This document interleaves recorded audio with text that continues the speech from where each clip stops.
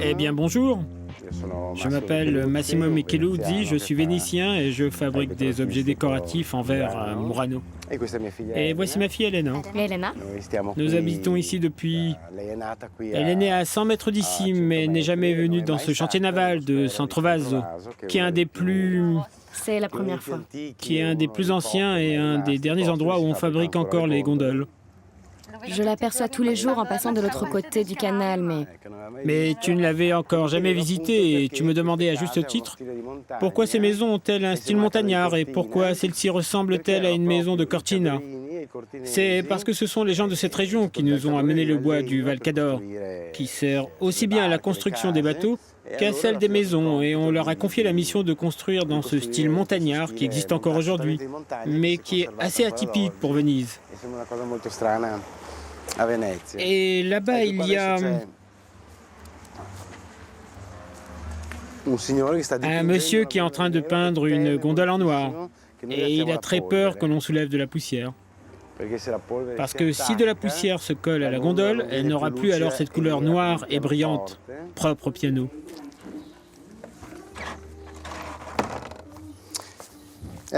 Ici, par contre, se trouve l'église de Santrovaso.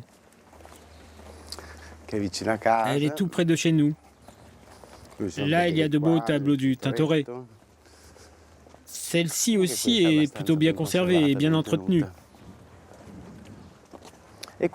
Et ça, c'est une des rares pelouses de Venise. oui, en effet, c'est un des rares espaces avec de l'herbe. Il y avait un beau pin ici, il n'y a pas si longtemps. Mais il est mort et il est tombé dans l'eau. C'est très calme ici, c'est un des rares endroits qui reste protégé. C'est plutôt tranquille par rapport au centre. C'est un quartier vivant où se trouvent beaucoup de musées comme le Palais Grassi là-bas en face et le grand musée de l'Académie à droite. Le Guggenheim à la Salute? C'est donc le quartier des musées. C'est vrai que beaucoup de gens viennent par ici, mais il n'y a pas, disons, de tourisme de masse, non. Ce n'est pas comme dans les rues du centre où on ne peut même plus circuler ces derniers jours. Il est impossible d'aller dans le centre. Et nous, les Vénitiens, nous avons l'impression d'être tenus à l'écart. Heureusement, notre quartier est épargné pour l'instant.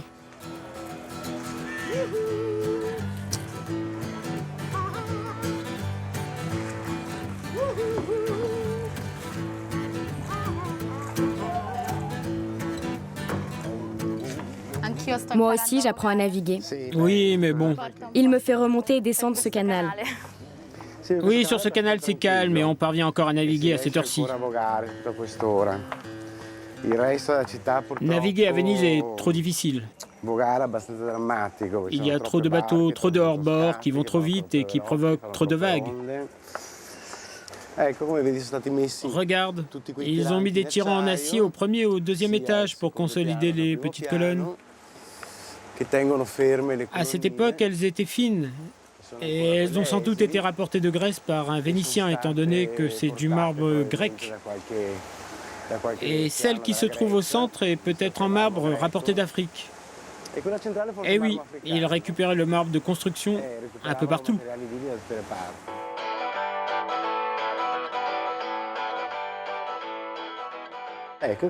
Voilà, c'est sûrement par ici que l'on entrait dans la maison. Autrefois, tu veux dire? C'était l'entrée de la maison, mais à présent c'est mon bureau. Ceci est une colonne grecque que l'on a adaptée et transformée au début du XVe siècle. Par contre, les deux autres, c'est ton grand-père qui les a fait installer dans les années 20. Vraiment? Elles ont l'air identiques. Non, non, celle-là a vraiment été retouchée pour qu'elle s'adapte au style gothique. Le carrelage d'origine est probablement à 60-70 cm sous celui-ci. Et ces deux-là, par contre, sont des colonnes néoclassiques que grand-père a récupérées et installées en soutien. Le seul mur porteur de la maison est celui-ci. Il soutient toute la maison.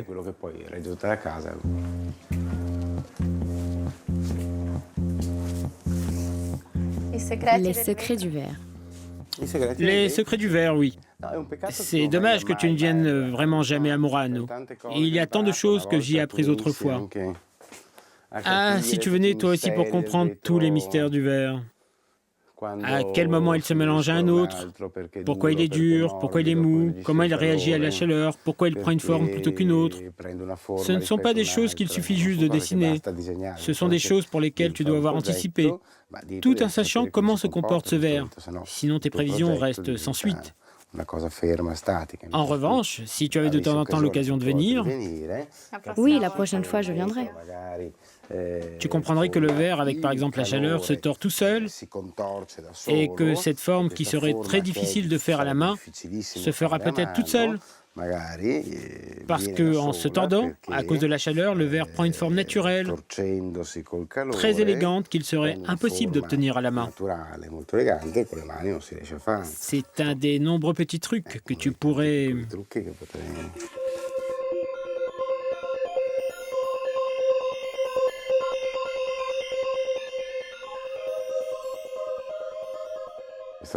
Voilà l'atelier. Tu te souviens quand je venais éteindre le four la nuit? C'est vrai. Et ça, par contre, c'est du verre soufflé qui a été entièrement gravé et poli avec la meule diamant. Et il attend à présent d'être lavé, car lorsqu'on le frottera, là, il est opaque, mais en le frottant, il prendra cette couleur-là. Ce sont des rouges. Ce sont tous des rouges différents. Sono tutti dei rossi diversi. Et pourquoi les rouges sont-ils différents? Parce que le rouge est une couleur qui n'est pas stable et selon les moments de la journée, il a des teintes différentes. Ça dépend de la température. Selon la température, tu peux obtenir ces tiges-là.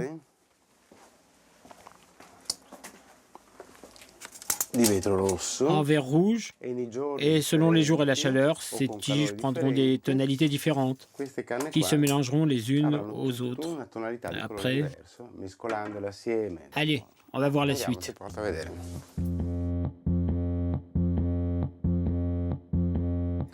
Montons au premier, viens.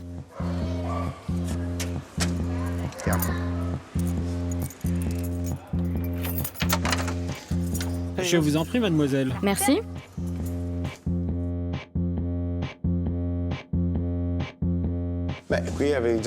Ici, tu connais, il n'y a rien de nouveau. J'ai juste fait arranger quelques-uns des stucs qui étaient tombés. Nous avons fait un moulage. Là, c'est celui qui était le mieux conservé et on l'a remis en place. Et les miroirs? On n'y touche pas. On les laisse. Oui, on les laisse. Allez, viens. Dis donc, un mur de fenêtre. Cette fenêtre-là avait été murée. On ne sait vraiment pas pourquoi. Peut-être parce que ça coûtait moins cher que de faire des fenêtres neuves.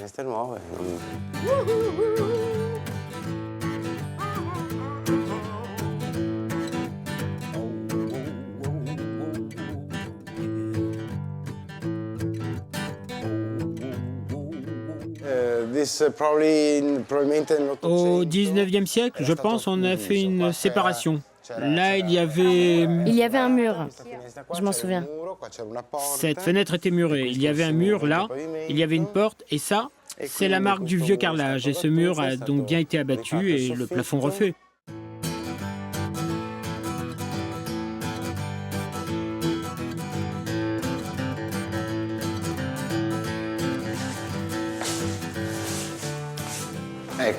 Si vous voulez bien descendre, allez, allons-y.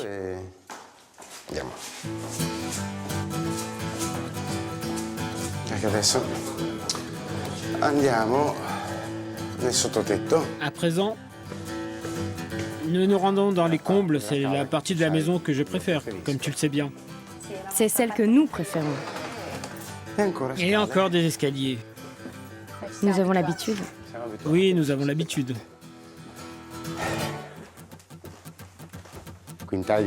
Des quintaux de charbon pour tous les vieux poêles à bois et le soleil passait à travers les tuiles. On voyait les rayons du soleil sur le sol.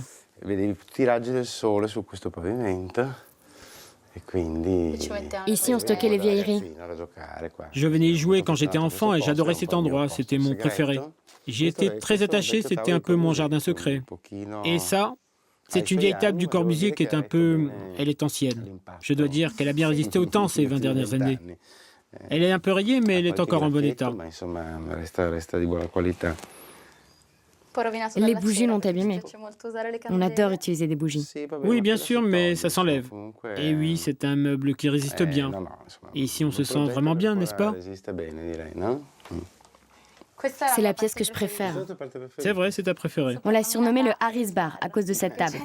De cette petite table ronde du genre Harris Bar. C'est ici que je prends un apéritif avec maman et papa ainsi qu'avec mes amis. Eh bien là, c'était notre chambre autrefois. Oui, Et c'est devenu... c'est devenu la mienne. C'est devenu la tienne. Le temps passe, tu vois.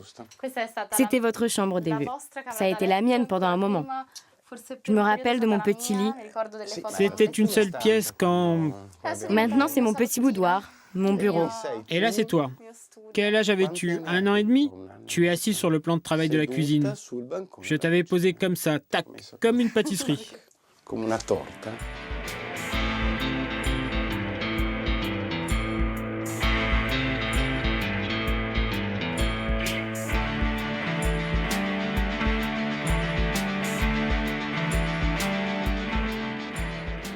Quand les beaux jours reviennent, ça vaut la peine. Ça te fait plaisir de monter tous ces escaliers? Oui, ça me fait plaisir. Et il y en a encore. Et il y a encore des marches, oui. En comptant celle-ci, ça fait 85. Ah, tu les as donc comptés. Regarde la basilique de la Salute. Elle est couverte d'échafaudages. Et cette grue, quand l'enlèveront-ils? Elle ressemble à un vaisseau spatial. C'est la grue des nouveaux musées de l'Accademia. Elle est là depuis 4 ou 5 ans maintenant, mais c'est un très gros chantier. Il devrait bientôt se terminer, non? Je ne sais pas. Le musée sera 3 fois plus grand qu'avant et on pourra y mettre tous les tableaux qui sont en ce moment dans les réserves et on pourra les exposer. Ils sont en train de restaurer les toits de plomb de la basilique de la Salute. Et là, on voit pas mal de clochers que je suis incapable de reconnaître. Bien sûr, naître à Venise est un bonheur. Mais ensuite, il faut avoir de la chance. La possibilité de la saisir, parce que c'est un endroit dans lequel j'ai vu pas mal de gens, dont certains étaient des amis très compétents, très bien formés, très intelligents, et qui ont dû partir parce qu'il n'y avait aucune opportunité de travail correspondant à leur profession. Du coup, pour faire une bonne carrière ou se lancer dans un travail qui soit intéressant, ils ont dû quitter cette ville. Et ils sont donc partis pour ne plus revenir en général. C'est-à-dire que les emplois sont rares à Venise. La plupart est liée au monde du tourisme, donc ça va si tu es hôtelier ou que tu travailles dans le secteur du transport, mais disons qu'à Venise, il y a bien sûr quelques possibilités de travail, mais très peu d'entreprises.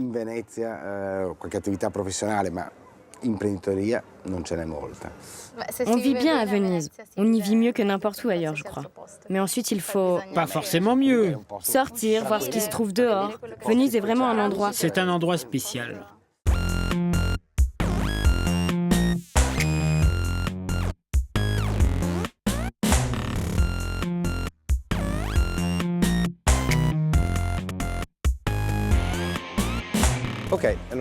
Eh bien, cela a été un vrai plaisir de vous faire visiter notre maison, mais maintenant nous voudrions vous inviter à prendre un apéritif dans un endroit que nous connaissons bien.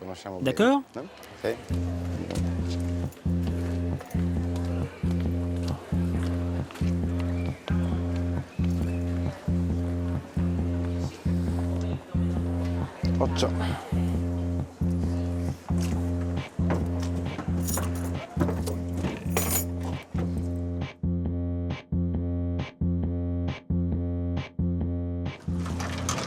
Tu sais qu'à Paris, j'ai vu une terrasse qui ressemblait à celle de Venise, mais une seule. Oui, c'est vrai, tu m'as envoyé une photo. Tu l'as vue? C'est une chose qui... Je n'en avais jamais vu. Il y en a peu à Paris, il y a de beaux toits, mais la terrasse c'est quelque chose qu'ils n'ont pas.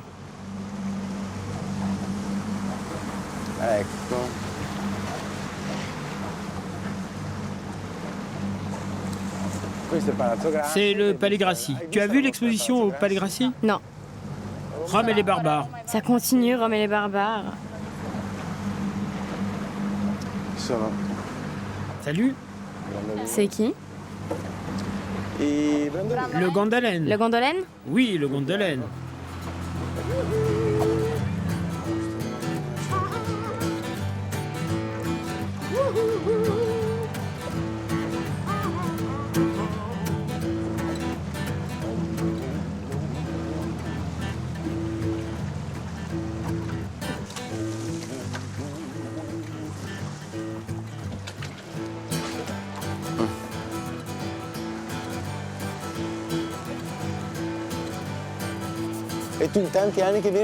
Toi qui viens ici depuis des années, tu n'as jamais remarqué cette inscription, la Naranzaria. Comment dire? En vénitien, comment dit-on une orange? Ah oui, je l'ai su. En vénitien, comment dit-on une orange? Naranza. Oui, c'est clair. Ah sì, sì, dopo cominceremo. Grazie mille. On peut emmener ça dehors? Portagionato, grazie. Beh, Eh bien ici, c'est un des rares endroits où on peut s'asseoir confortablement sur les bords du Grand Canal. C'est vrai, il n'y a pas beaucoup d'endroits comme celui-là. Non, pas beaucoup. Senti qua. Assieds-toi là, là où tu veux. Merci, papa. Et enfin, on s'accorde une pause. Enfin. Je crois que je n'étais pas venue à Laranzaria depuis l'été dernier. Maintenant, c'est la bonne période pour venir ici. En hiver, nous venons un peu moins, mais nous venons parfois manger ici quand même. Vous faites des fêtes dans la salle du haut? C'est vrai. Mais ce qui est agréable, c'est d'être là dehors pendant l'été, bien sûr. Elles ont assisté à la course nautique de la Vogalonga, les dames. Ouais, elles y ont assisté assises ici. Je sais qu'ensuite... Mais toi, tu ne l'as pas faite. Les bateaux sont passés par là. Non, mais j'y ai participé une quinzaine de fois. C'est un ami qui a ouvert ce restaurant il y a 10 ans. Et il produit aussi son vin, et je dois dire que j'ai ainsi l'occasion de boire des vins vraiment excellents.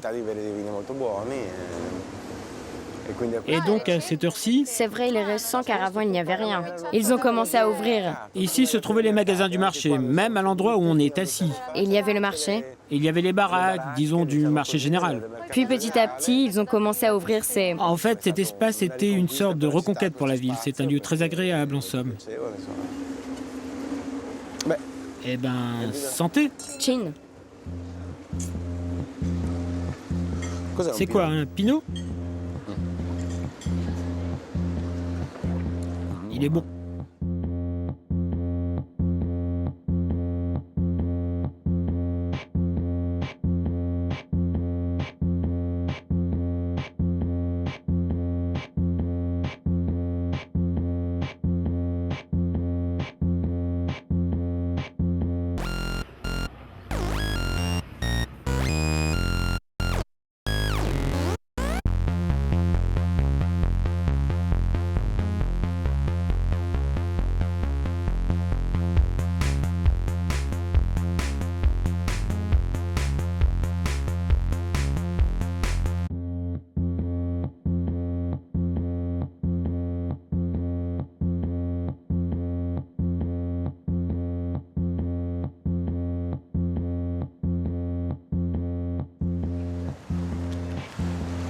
Bonjour, je m'appelle Pino Donaggio et je suis vénitien. Je viens plus précisément de Burano. Nous nous trouvons ici dans le quartier de Dorsoduro. C'est là que se trouve mon studio que nous irons visiter tout à l'heure.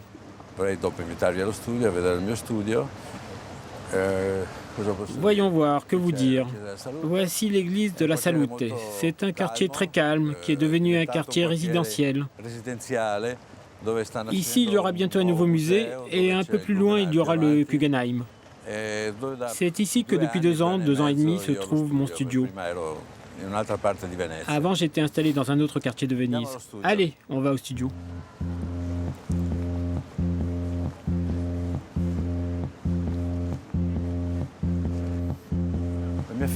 Dans ma famille, tout le monde était musicien. De mon grand-père jusqu'à mon père et mon oncle. Tous originaires de l'île de Burano. Et mon oncle était premier flûtiste de la Fenice à Venise. Mon père, lui, était un autodidacte et c'est pour ça qu'il a voulu que j'étudie au conservatoire. Et je suis donc venu ici, à Venise.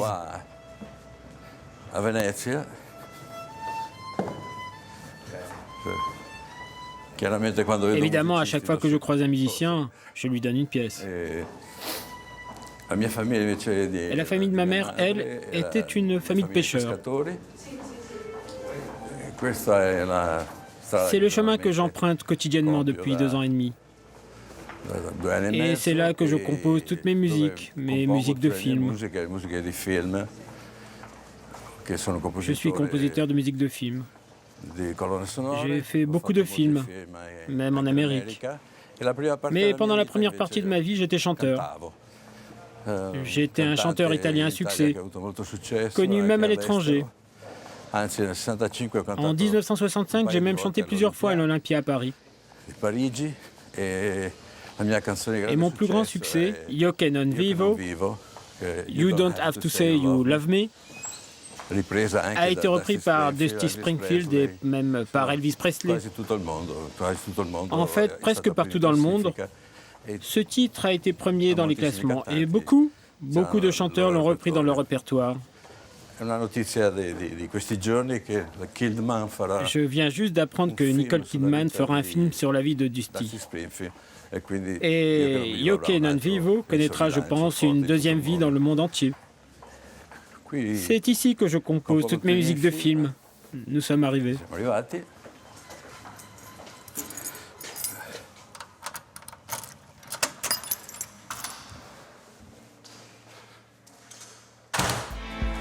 Nous y voilà.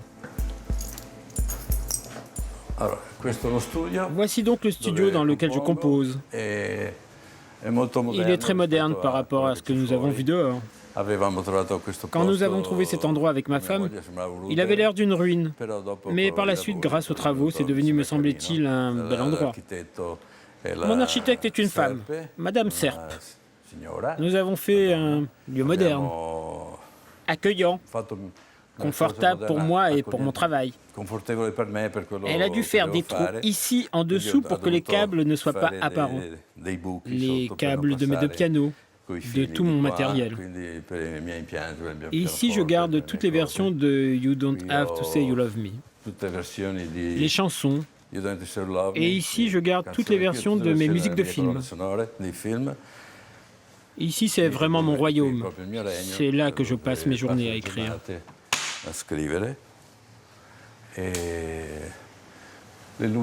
On a conçu cet éclairage avec des lampes symétriques parce que je voulais faire quelque chose qui produise un certain effet et qui éclaire très bien le studio. Cette partie était fermée autrefois et nous l'avons ouverte. Nous avons refait toute la partie centrale et cela me permet de travailler avec la lumière naturelle pendant la journée.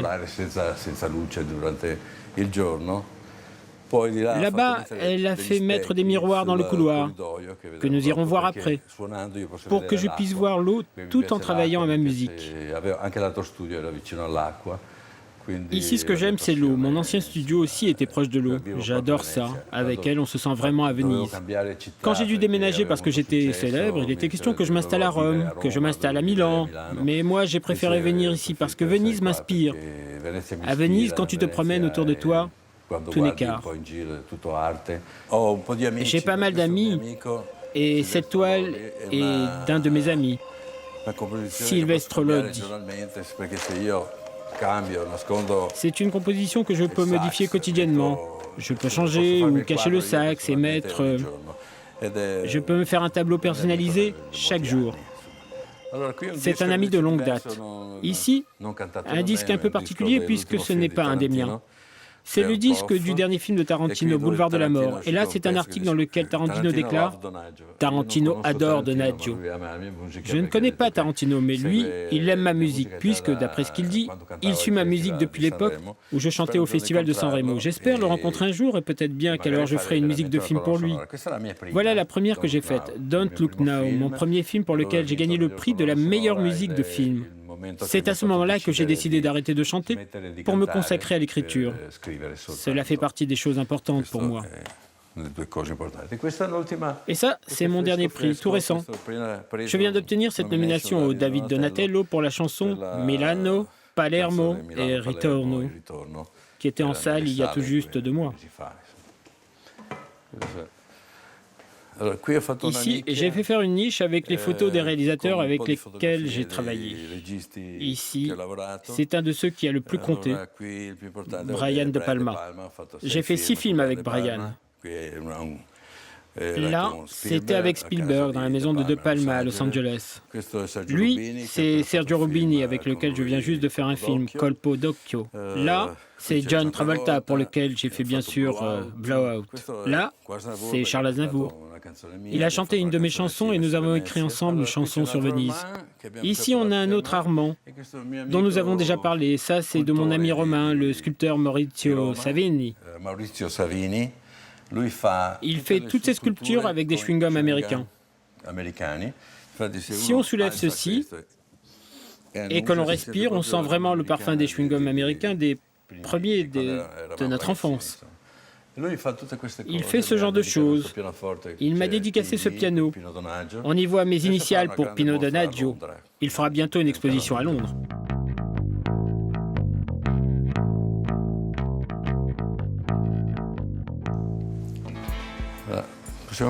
Allons par là maintenant, dans la cuisine. En réalité, ce studio pourrait tout aussi bien être un appartement, un petit appartement où il est possible de vivre. Il m'arrive souvent de me préparer quelque chose à manger vers 1h quand je suis en plein travail et j'utilise cette cuisine, même si je ne suis pas un grand cuisinier. Mais j'arrive quand même à me préparer quelque chose. Je ne me laisse pas mourir de faim. Là, nous avons la pendule d'un architecte new-yorkais, Pecce. Maintenant, sortons pour aller dans la partie la plus belle du studio. Ce sont les vitres qui me permettent de voir l'eau depuis l'endroit où je compose.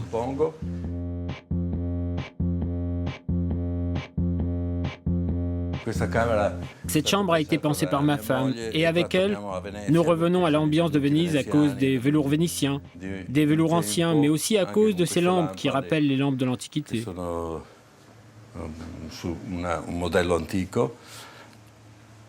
Ici, nous avons un tableau de notre ami David Dalla Venezia.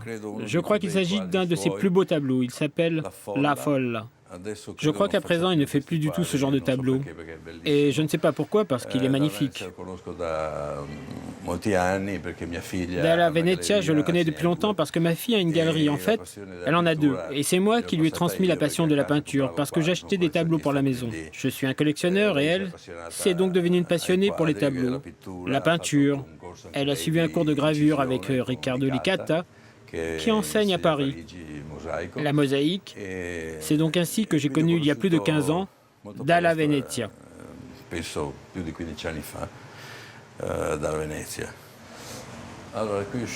Sortons à présent sur la terrasse qui se situe sur le Grand Canal. Tout le monde le connaît et il est donc inutile de rajouter quoi que ce soit à son sujet.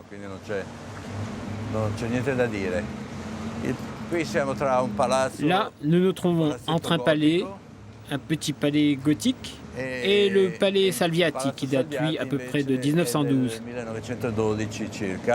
Et entre les deux se trouve mon studio qui daterait des années 20. Voilà en gros l'époque. Mais je l'ai modernisé. En fait, nous avons pour ainsi dire dissimulé un peu l'air conditionné qui est là.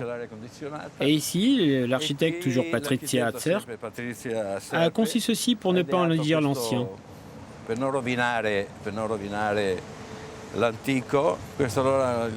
C'est mon architecte, Patrizia, qui a conçu cela. Ici se trouve mon bateau et quand j'ai trouvé cet appartement, c'était une ruine, comme je l'ai dit tout à l'heure. J'en suis pourtant tombé tout de suite amoureux. Avant tout en raison de sa situation sur le canal. Car j'étais sûr d'y être au calme. Ça semble très bruyant ici parce qu'il y a le bruit des bateaux, mais quand je suis à l'intérieur, je n'entends rien. Et je peux donc écrire au calme. C'est mieux que dans mon premier studio où j'entendais passer les sirènes, la police et tout le reste. Et puis c'est magnifique d'être là sur le Grand Canal. Ce n'est pas donné à tout le monde. C'est un privilège. Un Vénitien privilégié, c'est ce que je suis au fond si j'y pense. Alors là, c'est mon bateau. Ce qui le caractérise, c'est qu'il est tout en bois de teck. Il a été fait par un artisan vénitien. Ici, beaucoup de gens utilisent des bateaux en plastique, mais je n'aime pas ces bateaux. Et c'est aussi une façon de maintenir leur activité, de valoriser le travail de ces artisans qui font ces magnifiques bateaux. Ce bateau a participé à plusieurs expositions. C'est vraiment du luxe, car je ne m'en sers pas souvent, parce que je passe mon temps à travailler, mais j'espère que quand j'arrêterai d'écrire, je pourrai un jour en profiter de tout ça. Profiter à nouveau de Venise.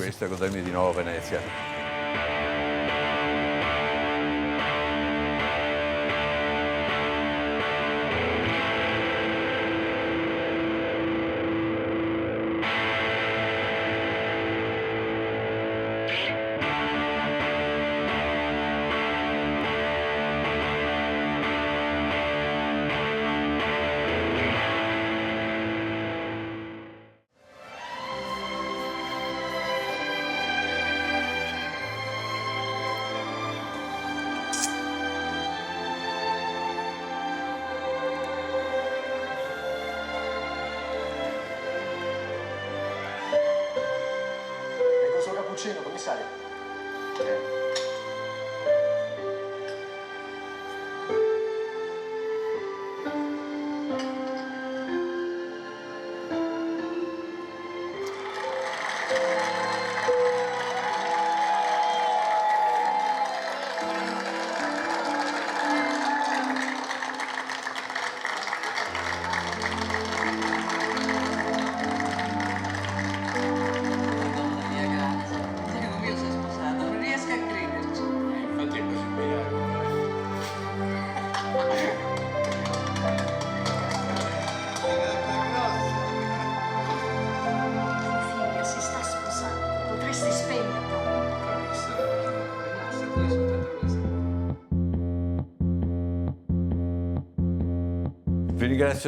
Je vous remercie de votre visite qui m'a fait vraiment grand plaisir. Je voudrais à présent vous amener chez ma fille qui se trouve en face, dans la même rue. Elle a 2 galeries et j'aimerais vous présenter Elisabetta et le travail qu'elle exerce autour de l'art, de la peinture dans sa galerie.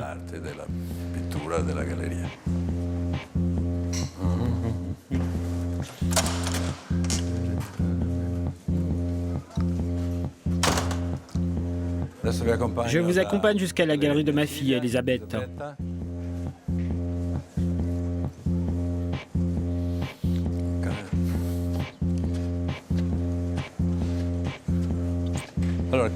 Là, nous sommes à l'angle entre le studio et le Grand Canal.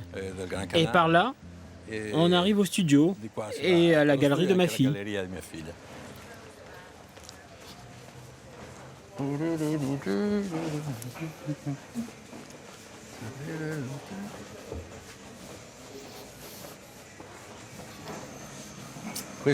Et voilà. Bonjour. Ciao. Je t'ai amené des amis. Bonjour et bienvenue. Voilà Elisabeth. Bienvenue dans ma galerie. Alors, la galerie est ouverte depuis presque 5 ans et nous nous en occupons depuis fin 91, quand nous avions un endroit plus petit que nous possédons toujours, et nous nous occupons principalement de jeunes artistes, principalement des artistes de l'Académie de Venise, ainsi que d'artistes étrangers qui travaillent plutôt dans la région de la Vénétie. Et étant donné que je suis jeune, encore plus en 91 quand j'ai ouvert, nous avons commencé à travailler avec des artistes qui avaient plus ou moins mon âge et que nous avons soutenus au fil des ans. Le but de la galerie est véritablement de promouvoir des jeunes artistes, d'abord parce qu'à Venise, il y a un bon circuit grâce à la présence de l'Académie. Et il y a pas mal d'artistes qui ont besoin d'avoir un endroit où exposer à Venise. Et comme on est tout près du musée Guggenheim, beaucoup de gens passionnés d'art passent par ici. C'est un endroit assez stratégique, d'autant plus que bientôt s'ouvrira un autre musée à la Punta della Dogana, ce qui fait que ce sera le trajet obligé des gens qui aiment l'art. C'est pour cela qu'elle a choisi cet endroit. Cet artiste s'appelle Jernej Forbici, c'est un artiste slovène de 28 ans que je trouve très très bon. Il utilise des techniques mixtes et la plupart du temps il utilise de l'acrylique et il réalise ce genre de toile La plupart de ces toiles sont très très grandes. Ils s'expriment en général à travers des œuvres de grande dimension. Dans ma galerie, les artistes qui sont exposés sont très jeunes. J'ai beaucoup travaillé avec un artiste qui vit à présent à Milan. Il s'appelle Ali Hassoun et c'est un artiste libanais qui fait, je pense, à présent partie des peintres ayant atteint un niveau plutôt élevé. Il a 42 ans et il fait encore partie du circuit des jeunes. En général, l'artiste devient un peu conventionnel lorsqu'il est reconnu. Il est rare qu'un peintre de 30 ans soit célèbre. Ils sont passés par chez nous et certains d'entre eux ont beaucoup progressé, mais on ne peut pas dire qu'ils soient vraiment célèbres. Ils continuent de travailler, de créer. Je collabore avec un artiste qui s'appelle Tobia Rava. C'est un artiste juif qui travaille autour de la Kabbale dans ses toiles. C'est pour cela qu'il utilise des nombres dans tous ses tableaux. Il fait partie des plus connus, mais il a déjà 50 ans. Au revoir et bonne journée. Merci à toi aussi. Travaille bien.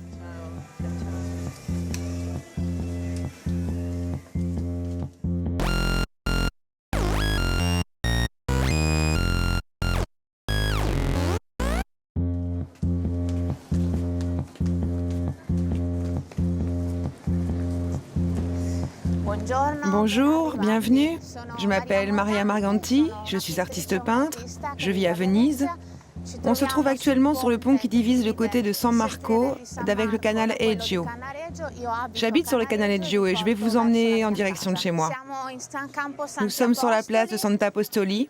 C'est une des parties les plus anciennes de Venise, pleine de maisons byzantines. Et nous marchons vers une zone beaucoup moins touristique.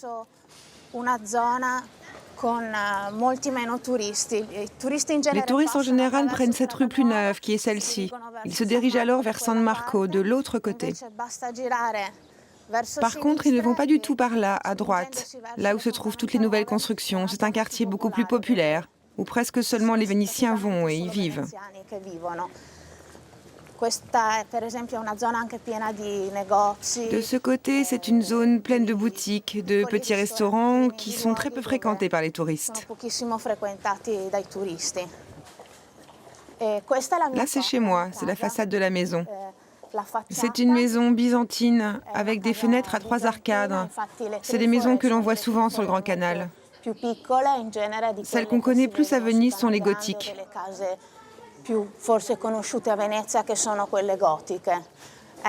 Voilà, à présent nous entrons dans la rue du Passage, une des rues les plus étroites de Venise.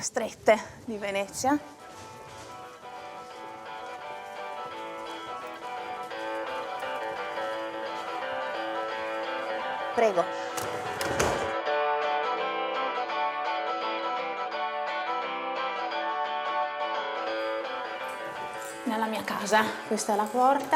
Ma porte est une porte de Scarpa. Eh bien, allons-y, je vous en prie. Alors, comment vous racontez cette maison? C'est une maison vénitienne, à l'âge certain. Elle a été complètement rénovée par Carlo Scarpa vers 1940. Le propriétaire était M. Bellotto, qui, juste au-dessous, avait des magasins de textiles. Il l'avait divisé en 3 appartements. Et les grands-parents de mon mari l'ont acheté dans les années 60, mais sans vraiment savoir qui était l'architecte. Et puis, petit à petit, ils l'ont modifié, transformé. Et cette partie-là, c'est comme une entrée, une vitre pour séparer les 2 pièces, vous voyez? Et c'est un moyen un peu créatif de diviser l'espace. C'est pourquoi nous avons décidé de mettre un miroir pour donner cette impression d'ouverture. Noi abbiamo deciso di mettere un altro specchio per dare sempre quest'idea dell'apertura dello sfondamento. Donc on peut dire que la structure de la maison est typiquement vénitienne, avec ce grand salon central et 2 parties de chaque côté. Les 2 autres parties sont dédiées à la journée. Ici, c'est la dernière partie qu'on appelle la véranda. C'est quelque chose qui se fait beaucoup dans les constructions vénitiennes. Et selon moi, dans ce cas, il faut bien comprendre le style de Scarpa, qu'il a construit comme une espèce de boîte contemporaine à l'intérieur d'une boîte antique. Donc il a vraiment ces deux contrastes, ces deux styles, avec les colonnes byzantines et l'aspect horizontal de la fenêtre contemporaine. E questa specie di grande griglia ortogonale della finestra contemporanea. C'est plein de détails. Il y a une partie qui s'ouvre là, cette toute petite ouverture pour laisser passer l'air. Oui, voilà.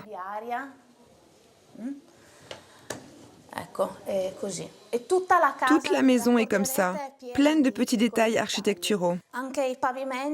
Ici, le sol est plutôt intéressant parce que c'est une réutilisation des sols à l'ancienne, typiquement vénitienne des années 40, de Carlo Scarpa. Donc, il reprend tous les modes ancestraux, artisanaux de construction, pour tout réutiliser de manière diverse. Chaque pièce est de couleurs différentes. Alors ici, par exemple, vous voyez une dominante de blanc. Et si nous allons dans le salon, le blanc disparaît complètement. Et il y a surtout des couleurs obscures. Moi, je ne suis pas de Venise. En fait, je suis milanaise. Mais j'ai une partie de ma famille qui est de Veneto, de Vérone. Mais je suis venue à Venise avant tout pour le travail, parce que j'ai étudié, puis enseigné et travaillé pour une université américaine qui s'appelle New York University, qui donne des cours estivaux à Venise pour des masters en art et délivre des doctorats. Donc j'ai travaillé à Venise pendant 5 ou 6 étés, puis j'ai rencontré Luca, qui est devenu mon mari, et je suis venue vivre ici, donc depuis une dizaine d'années maintenant. D'autres choses intéressantes par ici. Ce tapis qui nous vient de mon oncle, Alessandro Mandini. C'est un prototype d'un de ces tapis. Ces divans et ces fauteuils sont des Anusso. À présent, je vais vous montrer la chambre de mon fils. C'est une pièce très désordonnée et pleine de jouets.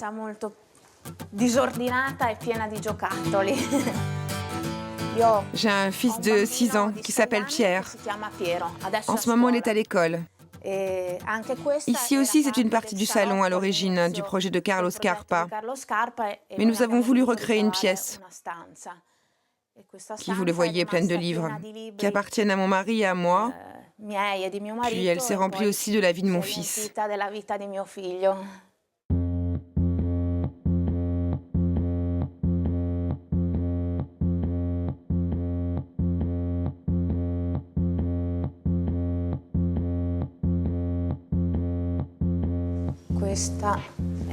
Voici la cuisine. La cuisine est divisée quasiment en 2 parties. Ce côté est le plus pratique, là où les gens viennent s'installer pour manger. Ça, c'est une de mes toiles. Comme je vous l'ai dit, je suis peintre. C'est un tableau qui date d'environ 15 ans. J'ai commencé à peindre seulement avec la couleur rouge pendant 7 ans. Et celui-ci appartient à cette période. Et puis, cet autre endroit ici, il y a un tas de détails de Carlo Scarpa, parce que cette mosaïque, ce n'est pas une mosaïque de genre byzantine, mais plutôt contemporaine, des années 40 environ. C'est de Carlo Scarpa, ces célèbres camaïeux de verre. C'est une partie de la maison qui est devenue le bureau de mon mari, avec, comme vous le voyez, une quantité de livres. Venez, je vous emmène. Voilà, je vous présente Luca. Luca Pes.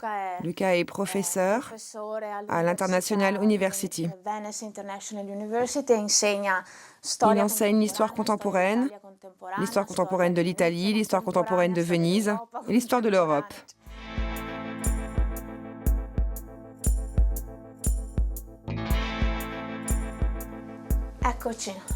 Voilà, nous avons terminé cette partie de la maison. Donc on va retourner vers l'entrée et je vais vous montrer ma chambre à coucher et la salle de bain.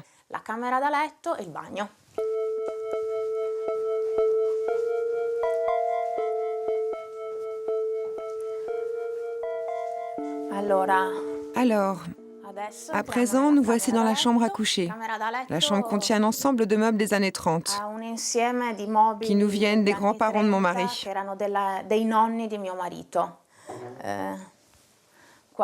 le mur, vous voyez toute ma collection de colliers. J'aime tellement le verre que je fais une véritable collection de colliers en verre de Murano. Regardez, ils sont tous faits à la lumière, avec les souffleurs de verre. Tout le monde me considère comme une artiste vénitienne, mais je crois que ce qui a été très important dans ma vie et qui fait dire que je suis une artiste vénitienne, c'est qu'il y a environ 5 ans et demi,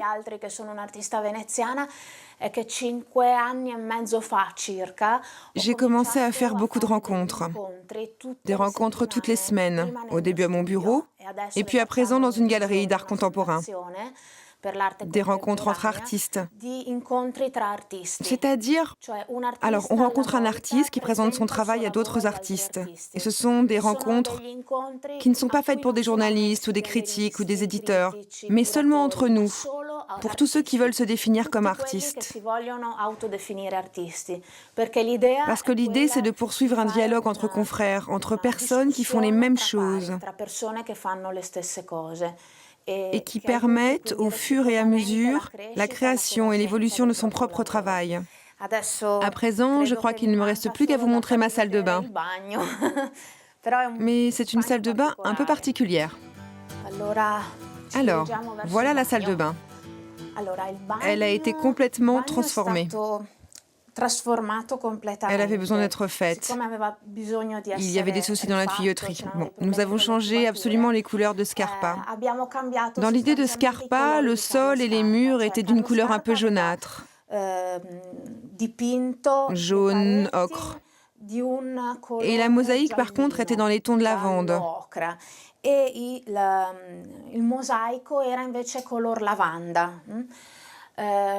Quand nous avons des idées de tout refaire, nous nous sommes rendus compte qu'essayer de refaire un faux Scarpa serait complètement absurde. Parce que nous n'aurions pas réussi à retrouver les mêmes pièces de mosaïque, etc. J'ai donc demandé à mon oncle Alessandro Mandini s'il pouvait me donner un peu de cette mosaïque qu'il avait créée pour le musée de Groningen en Hollande.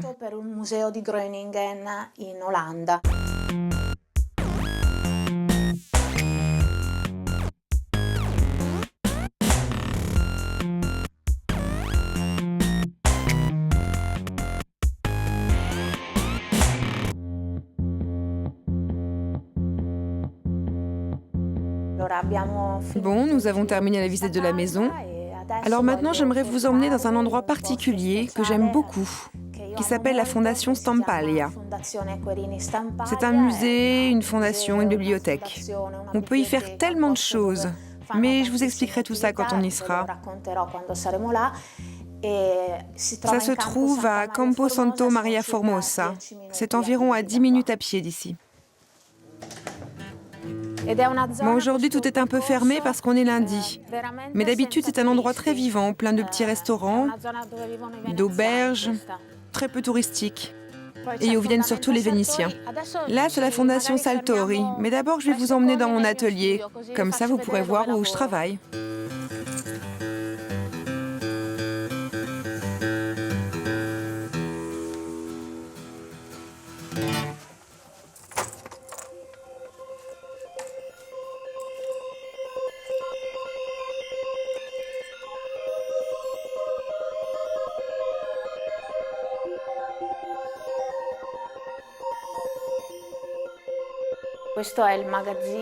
Ça, c'est l'entrepôt, avec une réserve de toile pour peinture à l'eau. Mais à Venise, on ne se sert pas beaucoup de ça. Ok, ça c'est la pièce où j'écris. Je peins, je dors et je me repose. Avec mon ordinateur, mes livres. Bon, en dessous c'est un peu sale avec toutes mes couleurs, mais ici c'est plus pour l'esprit. On se sent tranquille ici. Parce qu'on est dans un coin de Venise où peu de gens passent. C'est vraiment, vraiment calme.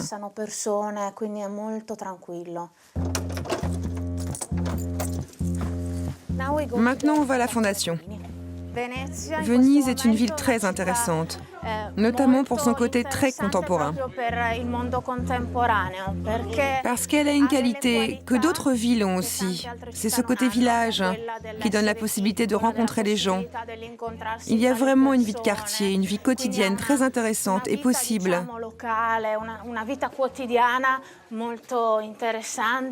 Très humaine, disons.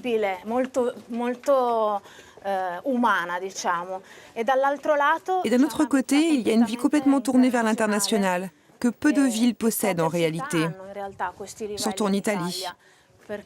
Parce qu'il y a tant de gens qui passent par Venise, et surtout pour un artiste, je crois que ces dernières années, la ville est devenue encore davantage vivante. Ce pont a été dessiné par Carlo Scarpa.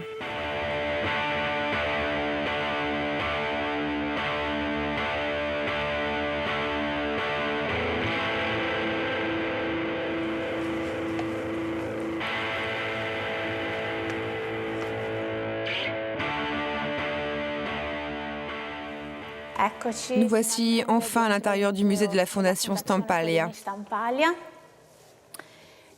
Nous ne pourrons voir seulement qu'une partie de la Fondation, parce que, comme je vous le disais, elle est immense et elle comprend un tas d'activités diverses. Il y a cette incroyable bibliothèque au premier étage, et dans cette salle ont lieu beaucoup de concerts, parfois même 2 fois par semaine. Regardez ce tableau de Bellini, parce que c'est l'un des plus beaux tableaux de Bellini. Les plus beaux au monde, selon moi, simplement incroyables. Il y a des tableaux de Jacopo Palma il Vecchio, Aristo da Santa Croce, Fondorillo, etc. Le travail que j'ai fait pour le musée provient du rapport particulier tissé avec les toiles de ce musée. J'ai été dans chaque pièce pendant environ 5 ou 6 mois. Je venais à la Fondation une fois tous les 2-3 jours. Je prenais une couleur des tableaux comme si c'était une substance autonome. Et petit à petit, je les intégrais sur mes toiles. Voilà, si vous voulez bien entrer dans cette pièce, vous verrez les peintures, et puis si vous vous tournez, vous pourrez voir mon propre tableau.